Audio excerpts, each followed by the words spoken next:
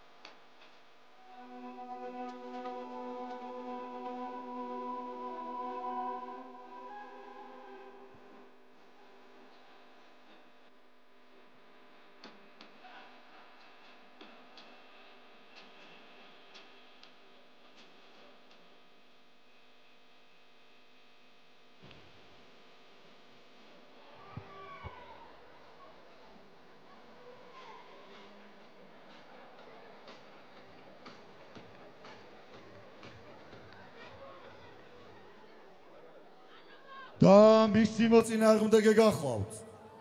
მებრძოლი წითელ კუთხეში.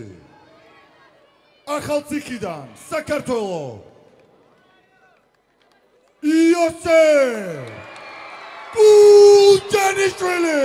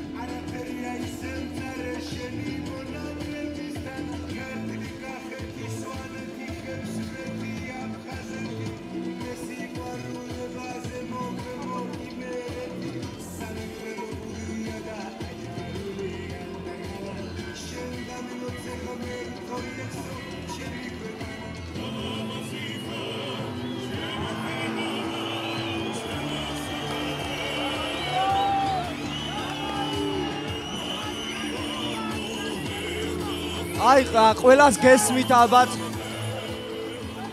როგორი დიდი ესე რომ თქვა ხმაური გამოიწვია იოსების გამოჩენამ რინგზე.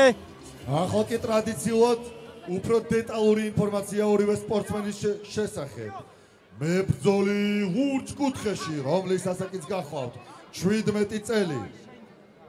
წონა 61.2 კილოგრამი, სიმაღლე 172 სანტიმეტრი. წარმოადგენს Afghan Fight Clubs.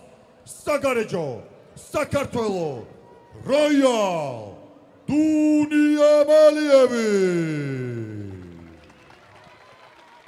ვაკო როგორც მეორე ორთაბრძოლიდან ხელმარჯვნივ მებრძოლი წიცელ კუთხეში, რომლის ასაკიც გახლავთ 18 წელი. წონა 61.2 კილოგრამი, სიმაღლე 180 სანტიმეტრი. წარმოადგენს მიხეილ მესხის საბრძოლო კლუბ მე-13 ლეგიონს. მებრძოლი ახალციხიდან, საქართველო, იოსე ბუჯანიშვილი. როგორც მეორე ორთაბრძოლიდან, ისევე მესამე ორთაბრძოლიდან ძალიან დიდ სანახაობას მოველი მე პირადად. ვიცი რომ იოსები ძალიან კარგი მებრძოლია, სრულყოფილი მებრძოლია, რომ შეუძლია როგორც სტრაიკინგში, ასევე ground pound-ში კარგად ორთაბრძოლა. ნახოთ რა, აი კარგი ქიკით გადავიდა. დუნიამალია, მაგრამ აუცი ყულაჯანიშვილი მაინც გონია რომ კარგი ქიკებით როცა გააქტიურდება, შანსი არ ექნება. ნახოთ როიალი ძალიან კარგი ქიკებით გადადის შეტევაზე, ფეხში ჩავიდა. შევიდა ძალიან კარგად. შეუძლია გადაიყვანოს და გადაიყვანა კიდევაც. გალის დახმარებით, ესე რომ ვთქვათ, არაძლევს საშუალებას იოსები რომ უკეთეს პოზიციაში აღმოჩნდეს როიალი და უბრალოდ კონტროლზეა და ერთეული დარტყმებით დარტყმებს აყენებს მაინც მეტოქეს ერთეული დარტყმებით ესე რომ ვთქვათ პლუს იწერს რაუნდში.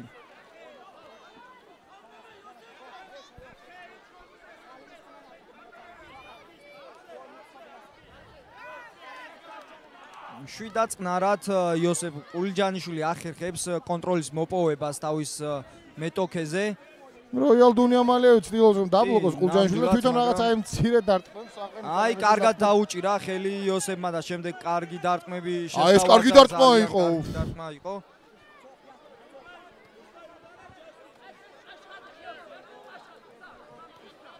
რა თქმა უნდა არ არის სწრაფი დასრულება ამ რაუნდში. ძლიერ დარტყმებს ვერ აყენებს იოსები, მაგრამ აი ეს დარტყმებიც აუცილებლად მოიტანს შედეგს იოსებისთვის დარწმუნებული ვარ. აი ახლაც როგორც იოსები, ასევე თავის მხრივ როივალიც ძალიან კარგად მუშაობს ქვევიდან, რამოდენიმე დარტყმაც შეასრულა. აი გესმის ვაკო როგორ გულშემატკივრობენ იოსებს. შვიდაწყნარად მართალია კი განახორციელა რამდენჯერმე იოსებმა. დიდი აქტიურობა არ არის ორთაბრძოლაში, მაგრამ თავის საქმეს ძალიან კარგად ასრულებს იოსები. ამუშავებს ესე რომ ვთქვათ ერთეული დარტყმებით ground pound-ში იოსები თავის მოწინააღმდეგეს. ესე რომ ვთქვათ takedown კონტროლით და შემდეგ ამ მცირე ესე რომ ვთქვათ არაძლიერი დარტყმებით ესე რომ ვთქვათ მაინც ესე რომ ვთქვათ მცირე უპირატესობას იღებს რა თქმა უნდა აი პატარ-პატარა დარტყმებმა შეიძლება კი არა გადაწყვეტს კიდეც რა თქმა უნდა ის რომ სადღაც უკვე 3 წუთზე მე 3 წუთია სადღაც უკვე კონტროლში ყავს. აი ამას ვამბობ, პარტერში კონტროლი რა თქმა უნდა ბევრ ამას გადაწყვეტს, მაგრამ თავისთავად დარტყმებს რომლებიც ემატება და რა თქმა უნდა აი რა როგორც თქვი, მაგალითად აი ეს დარტყმები არ არის ძლიერი, მაგრამ ეს რამოდენიმე უპასუხო დარტყმა აუცილებლად გამოიღებს შედეგს სამომავლოდ. და ნამდვილად ზიანის მომტანი შეიძლება გახდეს შემდეგ უკვე ეს როიალისთვის.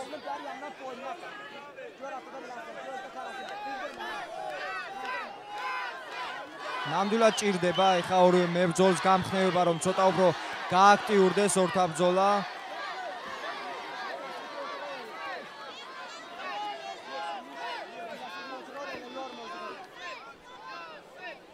პირველი რაუნდი წამოიღო, წუთნახევარზე ნაკლები რჩება, მაგრამ აქ რაღაც სასწაული უნდა მოხდეს რომ ნამდვილად ძალიან დიდ კონტროლში ყავს თავისი მოწინააღმდეგე იოსებს, აი როგორც თქვი კი წამოაყენა არანაირი დიდი აქტიურობა არ ხდებოდა ორთაბრძოლაში, ამიტომაც წამოაყენა საჯმა ორივე მებრძოლი და გრძელდება სტრაიკინგში ისე ორთაბრძოლა, ისე ლოუ კიკებით გადავიდა შეტევაზე როიალი. კარგად მოძრაობს ჯერ მარცხნივ, შემდეგ მარჯვნივ. კარგი პირდაპირი იყო, მაგრამ კიკით ესე რომ ვთქვათ დაბლოკა ეს დარტყმა როიალმა. კიკები ძალიან ბევრი კიკით გამოირჩევა როიალი ნამდვილად და ეს ყველა კიკი ფეხშია ეს სადღაც იმოქმედებს, ამიტომ იოსებმა ცოტა ჭკვიანურად უნდა წარმართოს. აქტიურდეს, რა თქმა უნდა.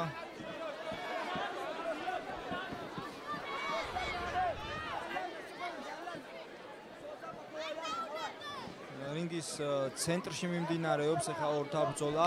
კარგი კიკი იყო და აგრძნობინა კიდევაც ეს კიკი, რომ იოსებსაც შეუძლია ნამდვილად low kick-ები გამოიყენოს და აშკარად ძალიან ძლიერი low kick-ები აქვს მას. აი ერთი low kick-ით უკვე შევატყეთ, რომ ფეხი ესე რომ თქვა გადააგდებინა როიალს. შემდეგ თავში კიკი, მაგრამ აცდა ეს კიკი და პირველი რაუნდი დასრულდა. პირველი რაუნდი ესე რომ თქვა იოსების ძალიან დიდი დომინაციით დასრულდა.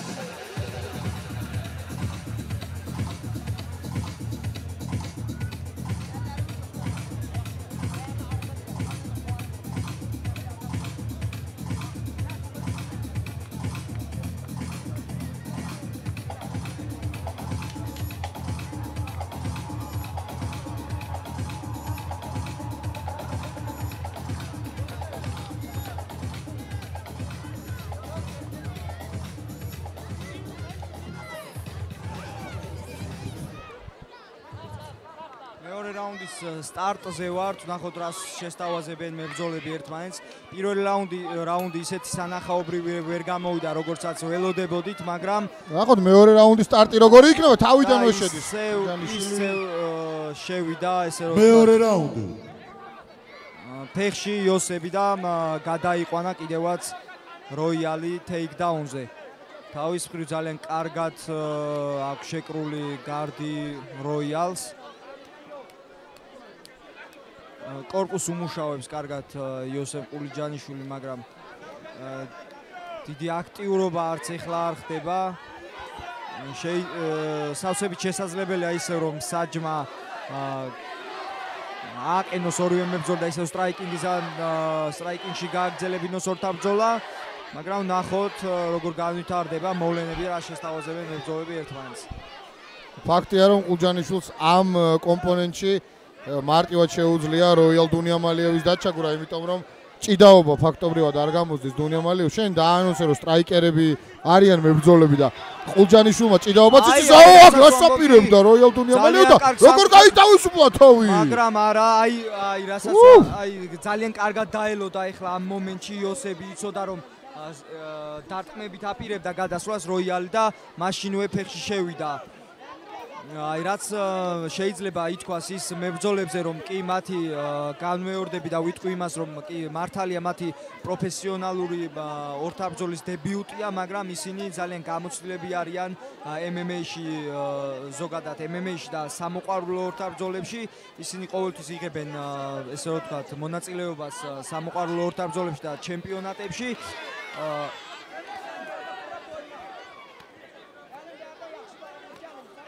აი ახლაც როგორც პირველ რაუნდში გამყარებული პოზიციებით იოსებ ყულიჯანიშვილი ახერხებს და ინარჩუნებს თავის ესე რომ ვთქვათ პოზიციებს როიალის წინააღმდეგ. მაგრამ ესე რომ ვთქვათ დიდი სანახაობა როგორც შეიძლება ნეიტრალურ გულშემატკივარს და მაყურებელს გვინდოდეს ვერ ვიღებთ ამ ორთაბრძოლისგან. მაგრამ ნუ ეს მხოლოდ სანახაობაზე არ არის გათვლილი, ბიჭების დებიუტია და ისინი ყველაფერს იზავენ, დარწმუნებული ვარ რომ გამარჯვება. სასწორზე როცა დევს ასეთი სადებიუტო დაპირისპირება, პირველი გამარჯვება, გარისკვა ნამდვილად ძალიან რთულია და შესაბამისად მოკლედ ძალიან დაძაბული სიტუაცია გვაქვს და ყულიჯანიშვილი არ გარისკავს 2 წუთზე ოდნავ მეტი რჩება. ოდრის მეორე რაუნდის დასრულებამდე.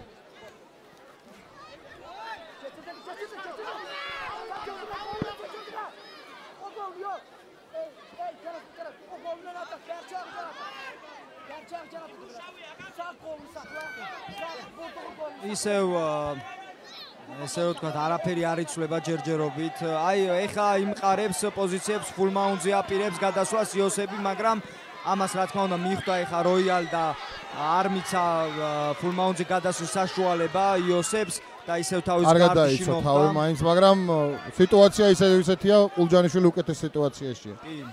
ნამდვილად მეორე რაუნდი მთლიანად როგორც პირველი კონტროლში გაატარა იოსებმა. და ესე რომ ვთქვათ ძალიან დიდი დომინაციით იგებს ამ მორთარ ბრძოლას. აი ახლა კარგი სიტუაცია აქვს და აბა ვნახოთ ამას თუ გამოიყენებს. კონტროლში აღმოჩნდა ეხა იოსებ ყულიჯანიშვილი. არა ისევ მაგრამ არა ისევ კარგად დაიცვა თავი და გარდში დააბრუნა როიალმა იოსებ ყულიჯანიშვილი.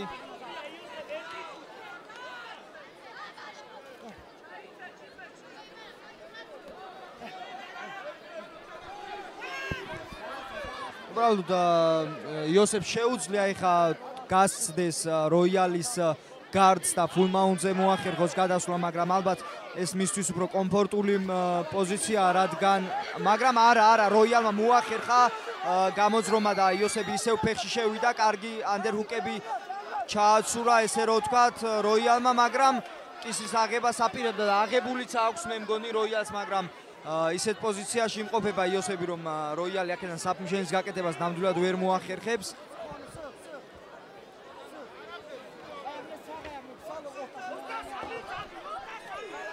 დაკმებს ასრულებს იოსებ ყულიჯანიშვილის საით კონტროლშია და წნარად შიდათ ცდილობს რომ მიიყვანოს ეს რაუნდის ბოლომდე.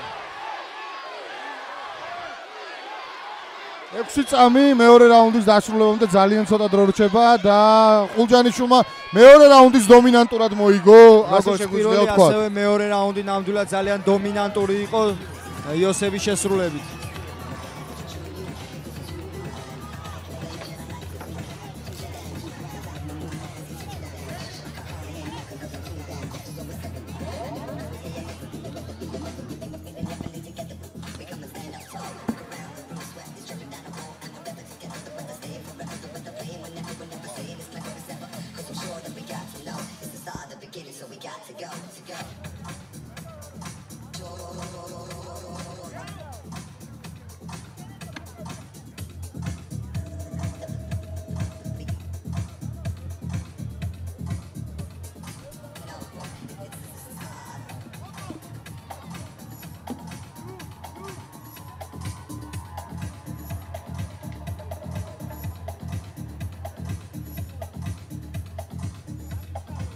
ამის შემდეგ ახალციხეში ერთ-ერთი ყველაზე პოპულარული მებრძოლი IFC-ის მებრძოლების შემდეგ გიორგი ნანობაშვილი გამოვა რეიჯზე.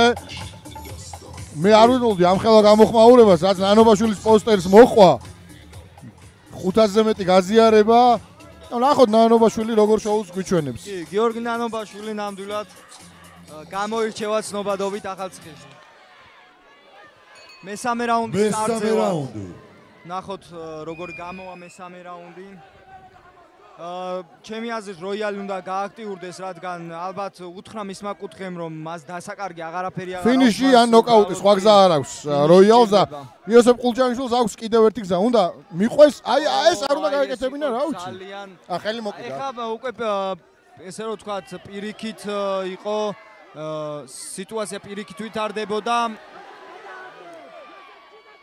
აი გაჩერდა გაფრთხილებას აძლევს ეხა როიალს საჯირომ სამჯერ მოკიდა ზედიზედ ხელი გალიას და რა კარგი გდება იყო როიალის შესრულებით, მაგრამ ბოლომდე მაინც ვერ გამოვიდა. ძალიან კარგი პოზიციაში მოერჩა ეხა იოსებ ყულიჯანიშვილი, შეუძლია კისერის აღება. არის ამის შანსი და ცოტა უფრო მეტი ყურადღებაა საჭირო. თუ შეაძვლინა ხელი, ძალიან კარგი და რთული გარდი აქვს. კარგად მუშაობს, სიმართლე რო გითხრა.